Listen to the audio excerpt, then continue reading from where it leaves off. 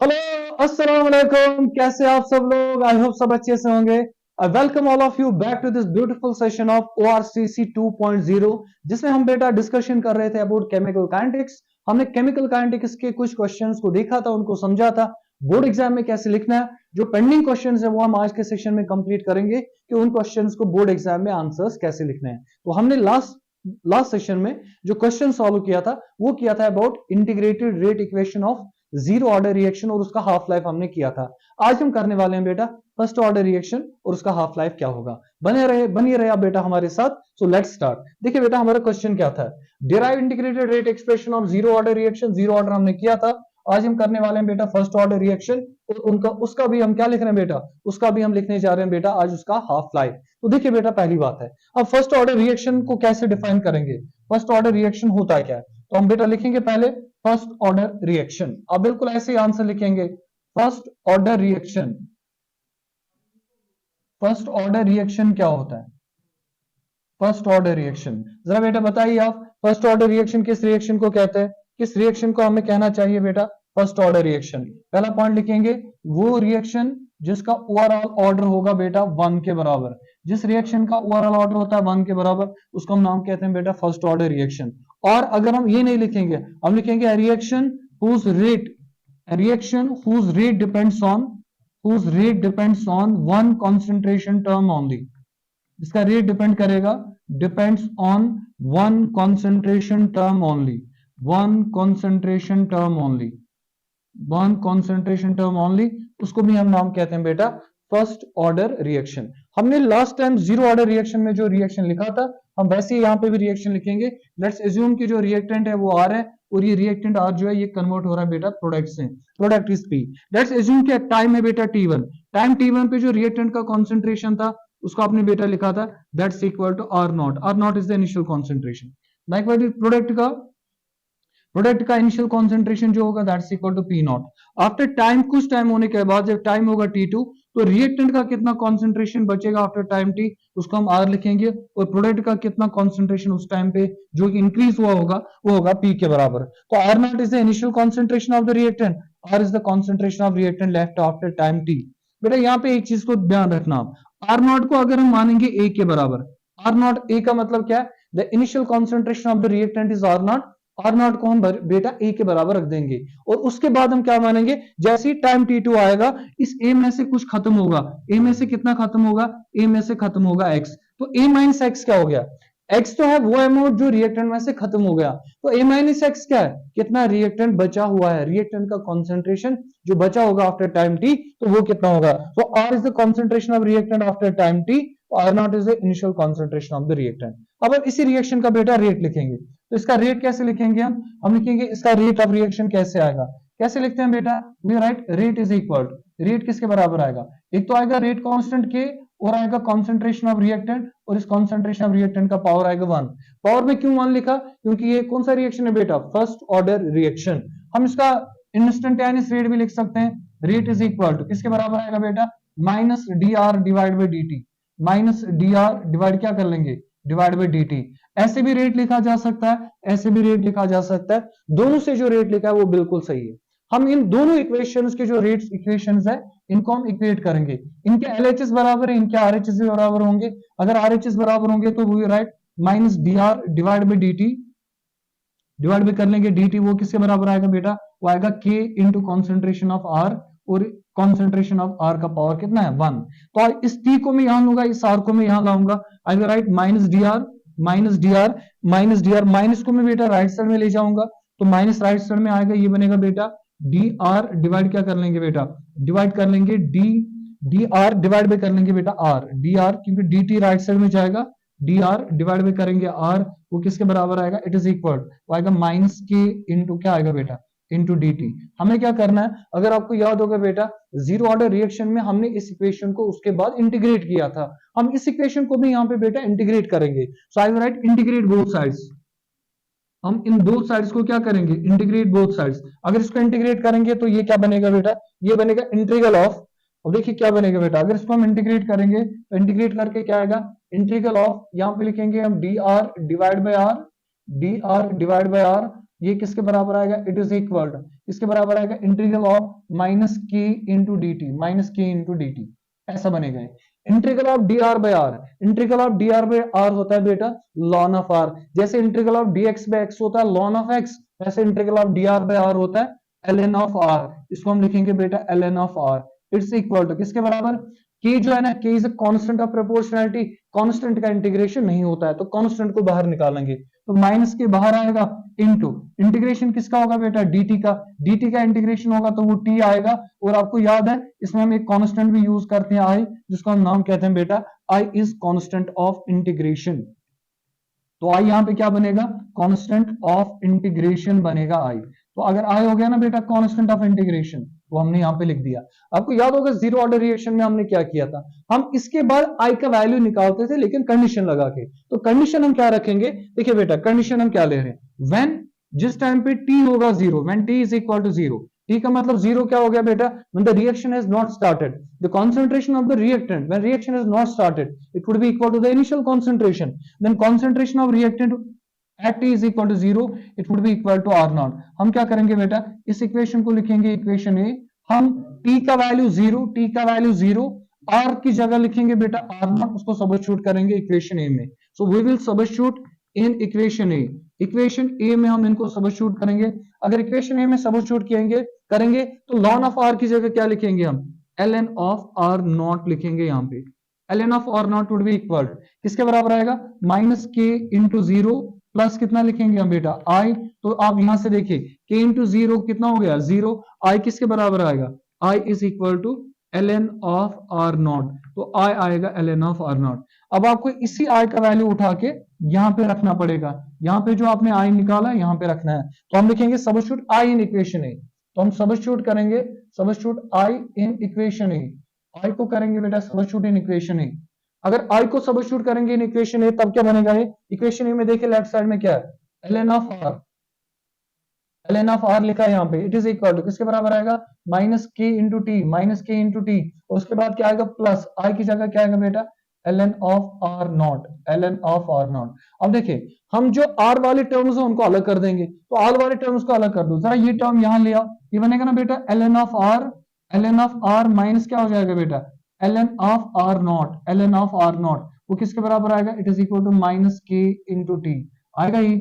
अब ये जो माइनस टर्म है इसको यहां लेके आओ, माइनस यहां टर्म लाएंगे वो माइनस को अगर यहां लाएंगे जो यहां से पॉजिटिव होगा वो नेगेटिव बनेगा, और नेगेटिव पॉजिटिव बनेगा, तो ये क्या बनेगा बेटा, इसको मैं ऐसे लिखूंगा के इंटू टी को मैं पहले लिखूंगा, के इंटू टी वो किसके बराबर आएगा, it would be equal to ln of are naught, ln of are naught minus क्या करेंगे बेटा ln of R, ln of are.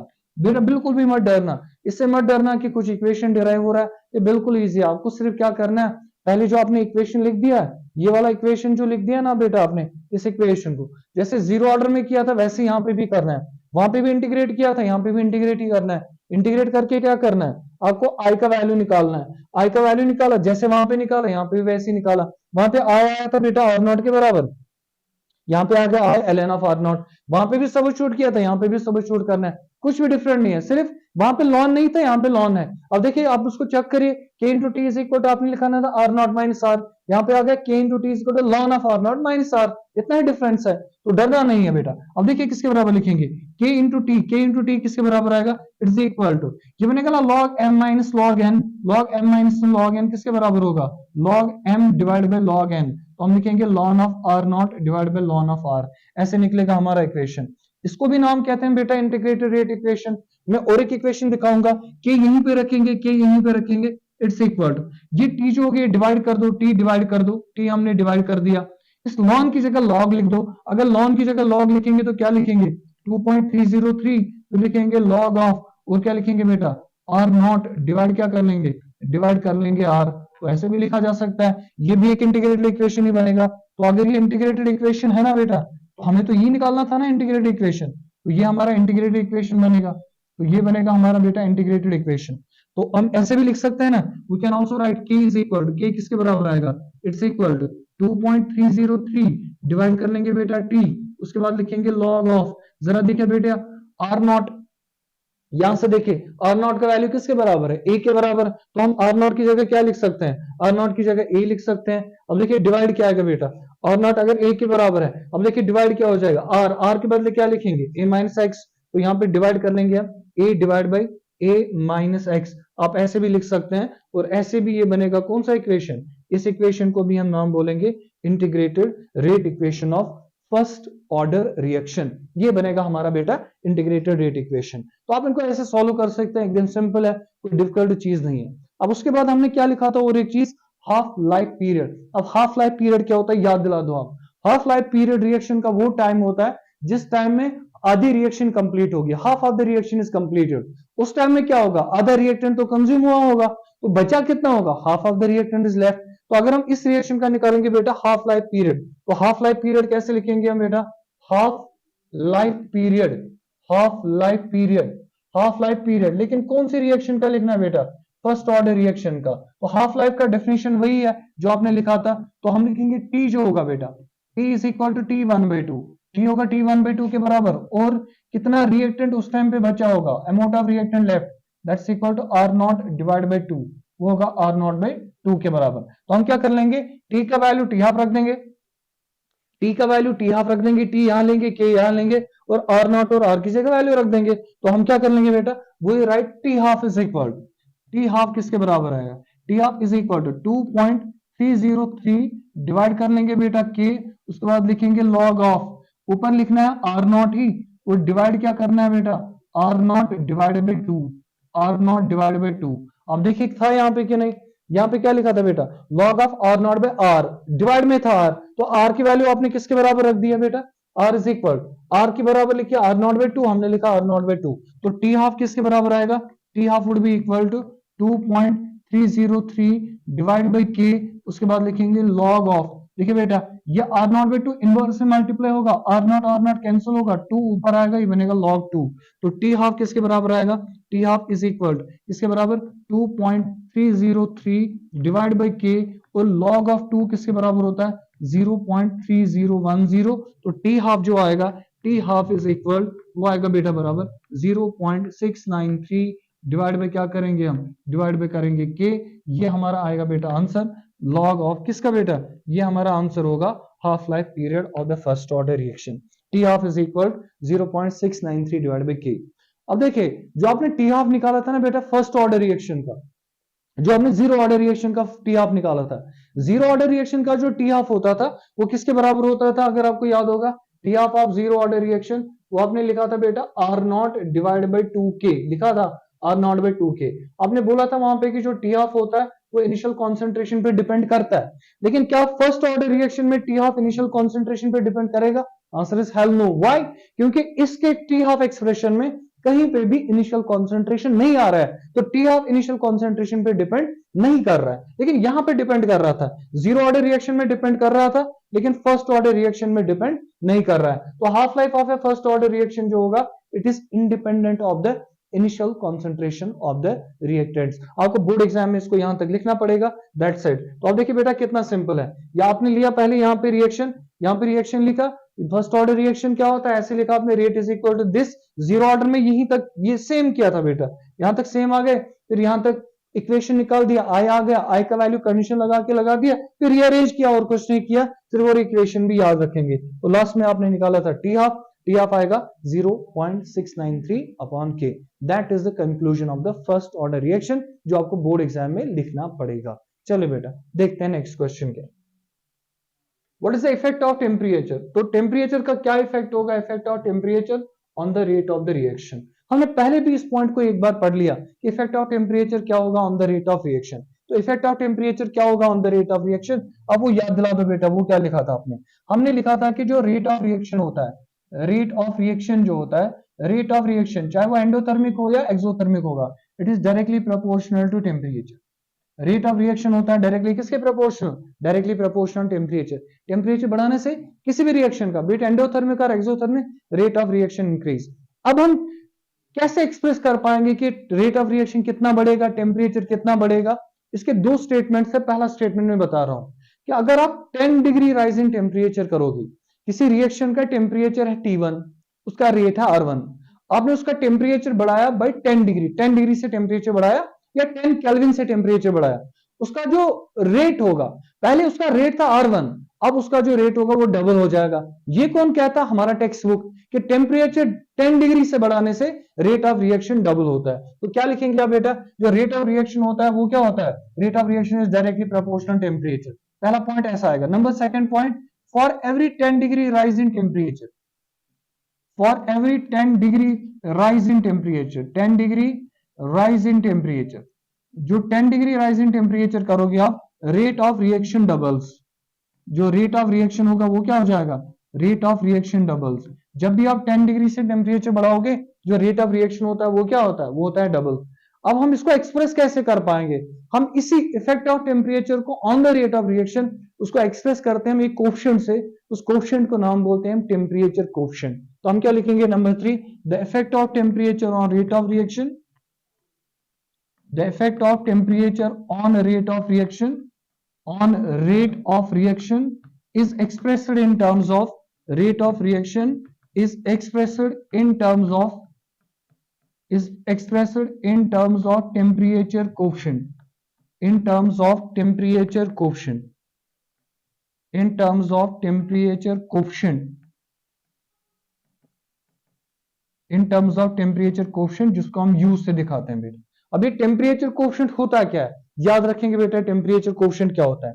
Temperature coefficient होता है, टेम्परेचर कोफिशिएंट को हम नाम बोलते हैं, temperature coefficient is the ratio of, temperature coefficient is the ratio of, is the ratio of rate constants, ratio of rate constants, rate constants of a reaction, rate constants of a reaction at two different temperatures, at two different temperatures, at two different temperatures differing by, उनमें difference कितना होगा?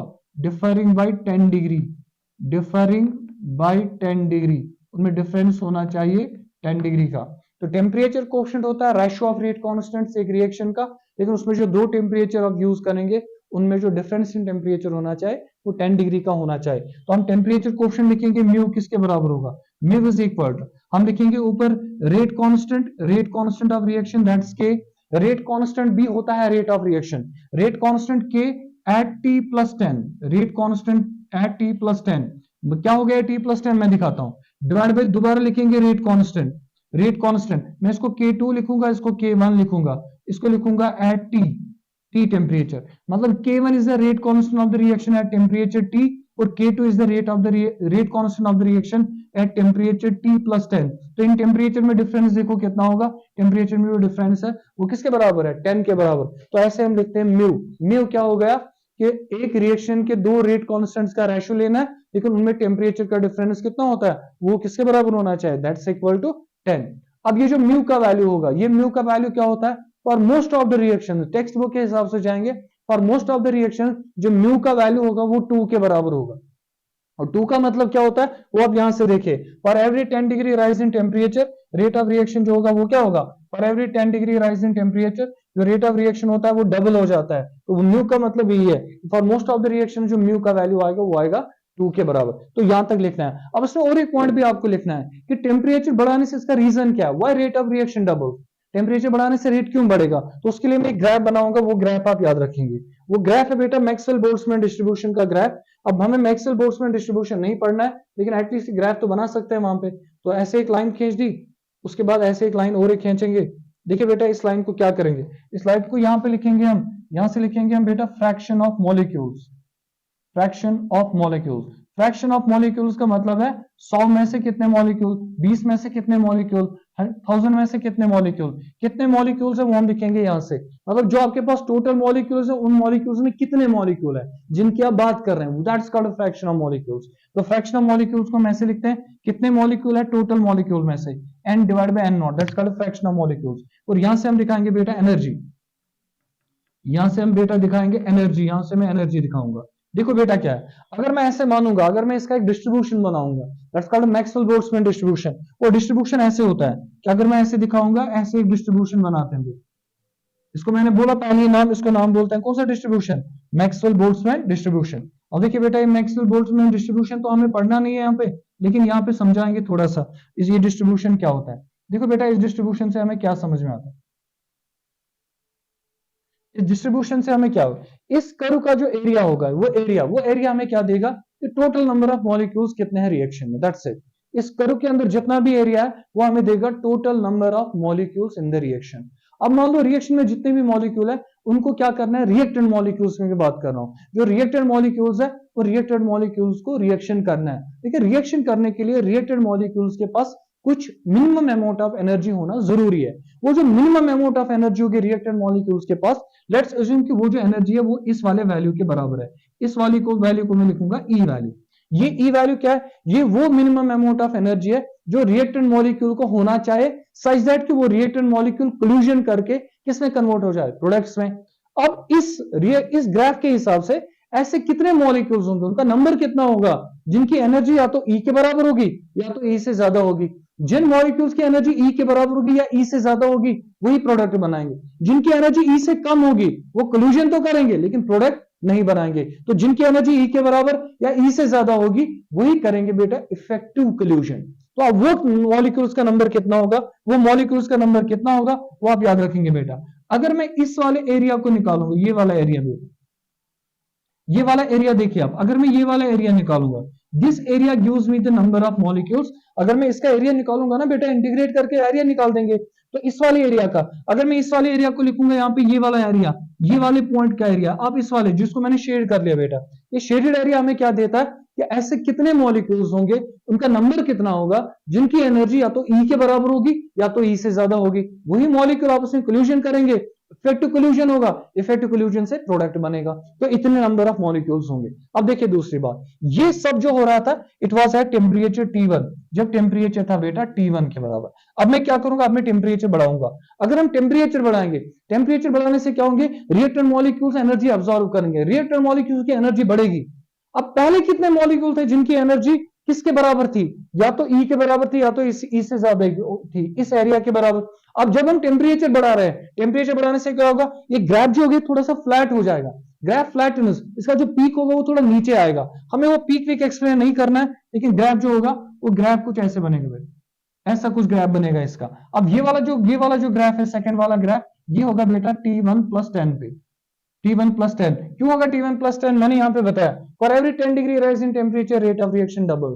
अगर आप 10 degree से temperature बढ़ाओगे rate of reaction क्या होगा, वो तो लगभग डबल हो जाएगा। तो अगर डबल हो जाएगा तो क्यों डबल हो जाएगा, अब आप इस वक्त देखिए आप बेटा, जब आपने टेम्परेचर कितना लिया बेटा, टेम्परेचर आपने लिए T+10। अब देखो ऐसे कितने मॉलिक्यूल होंगे इस रिएक्शन सिस्टम में, ऐसे कितने मॉलिक्यूल होंगे जिनकी एनर्जी या तो ई के बराबर होगी या तो ई से ज्यादा होगी।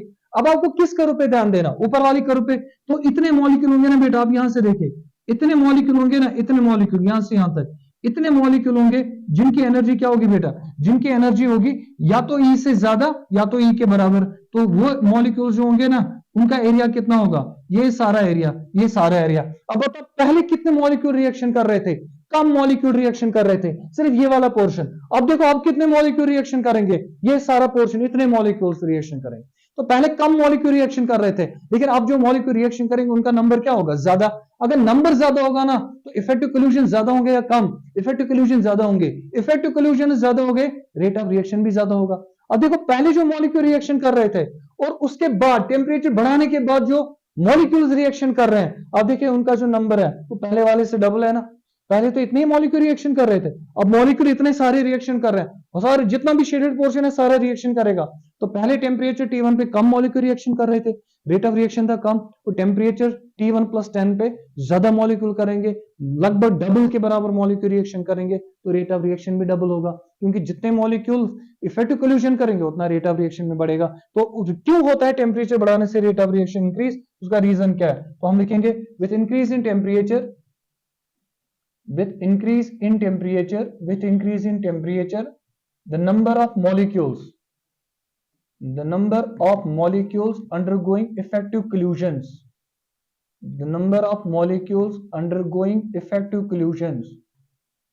कितने नंबर ऑफ मॉलिक्यूल्स होंगे जिनमें क्या होगा बेटा, effective कोल्यूशंस,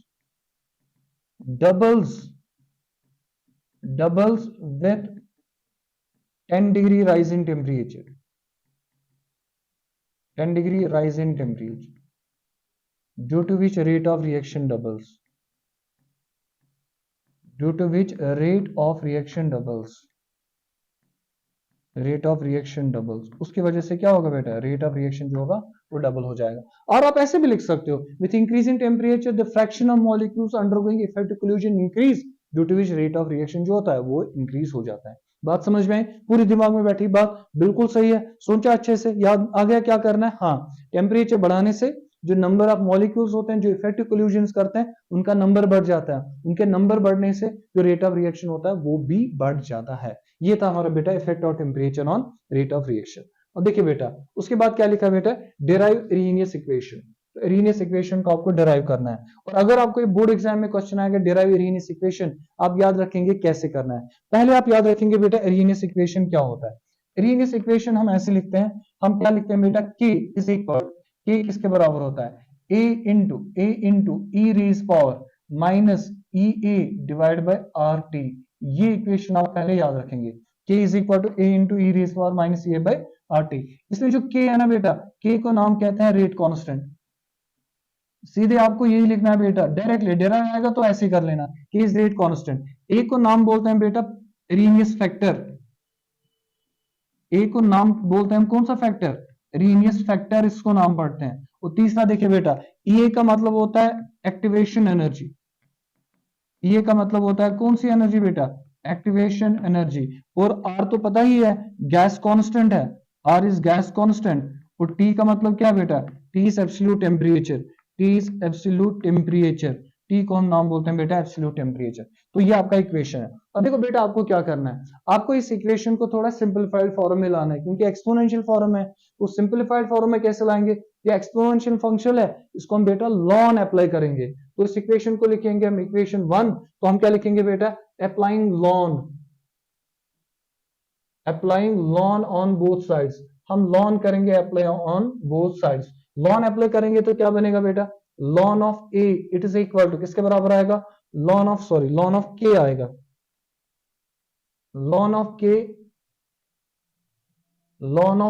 it is equal to किसके बराबर आएगा बेटा, लॉन ऑफ ए, बीच में आएगा multiplication E raise power minus E A divide by R T, तो बनेगा इक्वेशन। अब देखिए ये क्या बनेगा, ln of K it's equal to किसके बराबर, लॉन ऑफ ए ही लिखेंगे। क्यों लिखेंगे लॉन ऑफ ए, ये बनेगा बेटा अब लॉग, ये बनेगा एम, लॉग एम, और ये बनेगा मल्टीप्लाइड बाय एन, ये बनेगा लॉग एम इंटू एन या ln M into N. Ln M into N किसके बराबर होता है, ln M plus ln N. तो हम लिखेंगे लॉन ए प्लस लिखेंगे ln of E raise power minus E A divide by R T, तो ये लिख देंगे।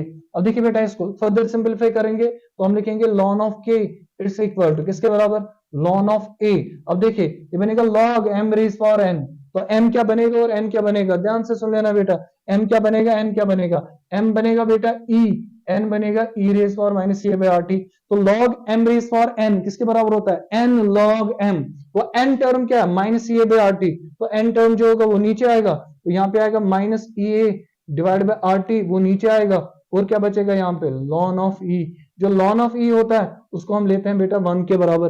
अगर लॉन ऑफ ई 1 के बराबर होगा तो लॉन ऑफ के किसके बराबर आएगा, it's equal to ln of A minus क्या करेंगे हम बेटा, ई ए डिवाइड बाय क्या लिखेंगे बेटा, डिवाइड बाय लिखेंगे आर टी। तो ये आपका पहला इक्वेशन बनेगा, ये पहला इक्वेशन आपको याद रखना पड़ेगा। देखिए ये हमारा बनेगा बेटा पहला इक्वेशन, ठीक है, तो ये हो गया पहला equation, ln of K is equal to ln of A minus A by R T. अब हम क्या करेंगे, ध्यान से सुनना, लेट्स अज्यूम कि हम मान लेंगे कि एक रिएक्शन है, उसका टेम्परेचर है T1, टेम्परेचर है T1, T है टेम्परेचर T1, उसका कुछ उसका रेट कांस्टेंट है वो है K1, या रेट उसका है K1 के बराबर, टेम्परेचर T1 पे rate K1।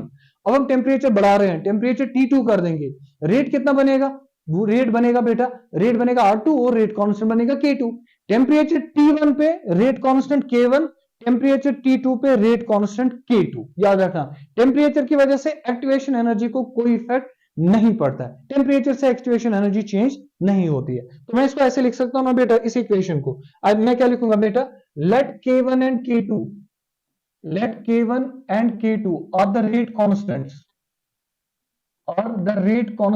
of a reaction, rate constants of a reaction at temperatures T1 and T1 and T2 respectively।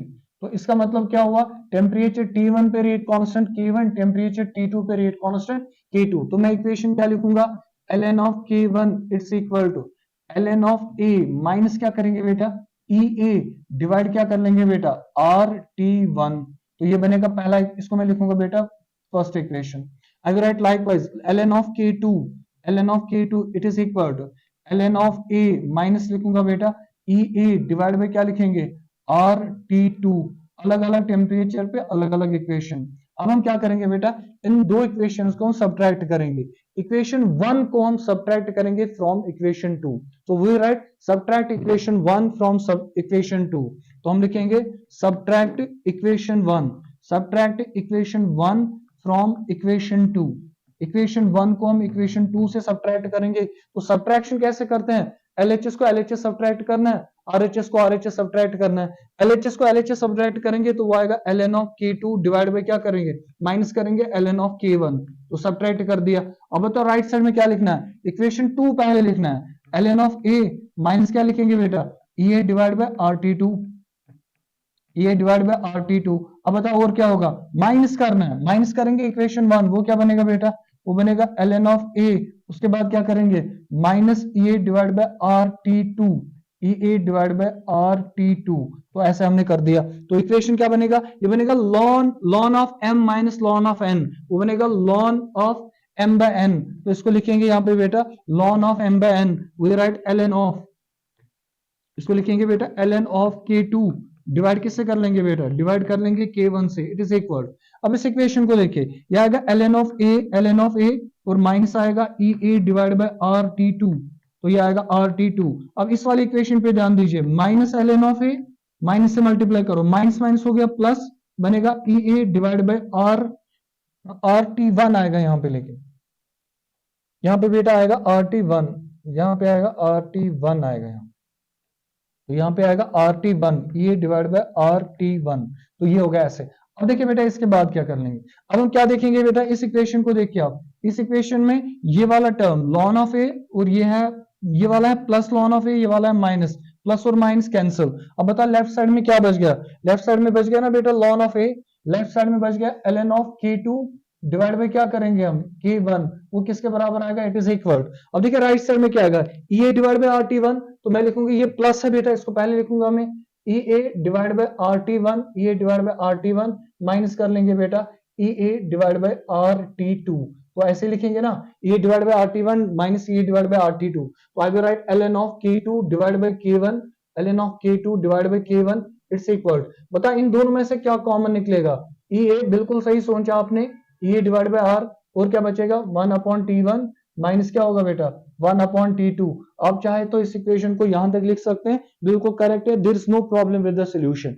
आप इसको और भी बढ़ा सकते हैं, बढ़ाएंगे कैसे बेटा, मैं इसको ऐसे कर लूंगा बेटा, ln की जगह में log लिखूंगा। अगर मैं ln की जगह log लिखूंगा तो इसको लिखूंगा बेटा log ऑफ, इसको मैं यहाँ पे लिख सकता हूँ बेटा log of, I will right log of, यहाँ पे लिखूंगा K2 डिवाइड क्या कर लूंगा बेटा, डिवाइड कर लूंगा K1 it's equal to, ln को जब log में कन्वर्ट करते हैं किसके बराबर होता है 2.303 log। तो आपको log में कन्वर्ट करना है ना, तो 2.303 यहाँ पे मल्टीप्लाई होगा, लेकिन मैं डिवाइड कर लूंगा यहाँ से उसको। तो ये बनेगा EA डिवाइड बाय क्या आएगा बेटा 2.303 और क्या आएगा बेटा R। अब इसके अलावा देखिए ब्रैकेट में क्या आएगा, इसको क्रॉस मल्टीप्लाई कर ले, वो आएगा ना बेटा T2 माइनस क्या आएगा T1 डिवाइड क्या कर लेंगे बेटा T1 मल्टीप्लाइड बाई T2 आप डिवाइड कर लेंगे, ये बनेगा बेटा आपका इक्वेशन। और यही आपका रीनियस इक्वेशन डिराइव करना है बोर्ड एग्जाम में, और इसी को आपको लास्ट में लिखना पड़ेगा। ये होता है बेटा रीनियस इक्वेशन। आई होप ये रीनियस इक्वेशन आपको बिल्कुल अच्छे से समझ में आया। करना क्या है, पहले आप यहां से स्टार्ट करेंगे, रीनियस इक्वेशन ऐसे लिख दिया, ये हो गया आपका रीनियस इक्वेशन, इसको लिख दिया k is equal to a into e raised power minus e by rt, इसका डिस्क्रिप्शन लिख दिया। उसके बाद applying ln on both side. देखो बेटा सिंपल है, लॉन अप्लाई करो दोनों साइड में, एक सिंपल फॉर्म में आएगा, ये बन गया वो सिंपल फॉर्म। इस सिंपल फॉर्म को क्या करोगे, इस सिंपल फॉर्म को आप अप्लाई करोगे at 2 different temperatures, 2 different temperatures पे इसको सॉल्व करोगे। वो लिया 2 डिफरेंट टेम्परेचर, एक तो temperature T1, temperature T2। Temperature T1 पे जो रेट कांस्टेंट है वो है K1, टेम्परेचर T2 पे जो रेट कांस्टेंट है वो है K2। फिर आप क्या करोगे, वन को माइनस करना है 2 से, इक्वेशन 1 को सब्ट्रैक्ट करना है 2 से, इक्वेशन 1 फ्रॉम 2 ऐसे निकाल दिया, आपको लास्ट में ये इक्वेशन आ गया। ये इक्वेशन आपको बेटा बोर्ड एग्जाम्स में लिखना पड़ेगा। ये बिल्कुल एज सिंपल एज एनीथिंग है, ये चीज आप बेटा याद रखेंगे। ऐसे आपको डिफाइन करना होगा अगर आपको रीनियस इक्वेशन डिराइव करना पड़ेगा। तो बेटा इन चीजों पे ध्यान रखिए, नजर रखिएगा। तो इसके बाद देखिए बेटा, all the best to you. तो हम देखेंगे बेटा कि जो नेक्स्ट चैप्टर हम कौन से लेने वाले हैं वो देखेंगे, और तब तक के लिए बेटा अल्लाह हाफिज।